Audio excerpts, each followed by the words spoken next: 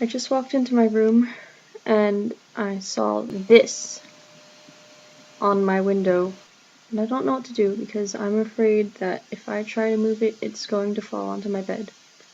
So, yeah.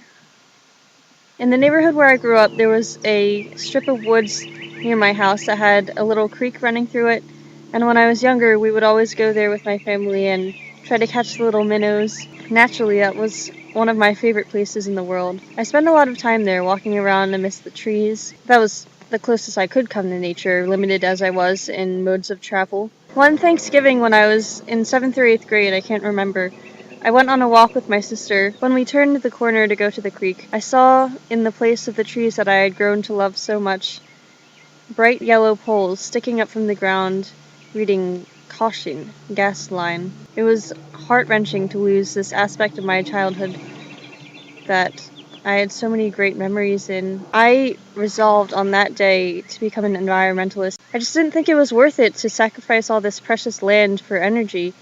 I mean, there's different ways to get energy, so I just thought that maybe if I could be the one to develop a better or a more efficient energy source, then we could somehow be able to preserve it. But now that college looms ahead and the idea of actually working toward fulfilling this is right in front of me, I'm scared.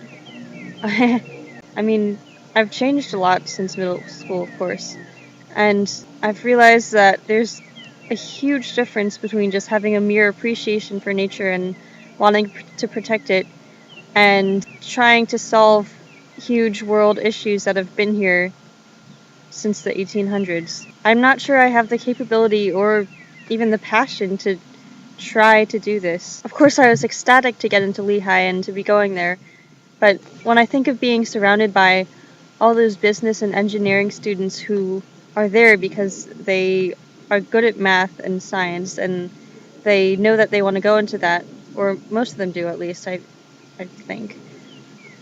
I I just I'm afraid that I'm going to be out of place because really nothing would make me happier than being able to write. And somehow now writing is no longer a practical vocation, and I wonder if I'm going to wake up in 20 years and ask myself, what am I doing? I know a lot of my friends had to go through something like this too. I mean, I have a couple friends who are just so talented in music and have been working their entire lives towards making a career in it, and then realizing maybe in September or October that they didn't think they were good enough to actually make it because it's so competitive and you never know if you're going to have a job the next day. After years and years of intense musical study, they decided in the fall to switch to something else. Something that would earn them a steady paycheck and a stable job.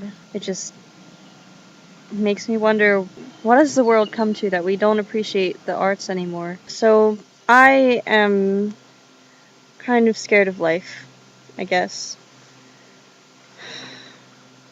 Yeah.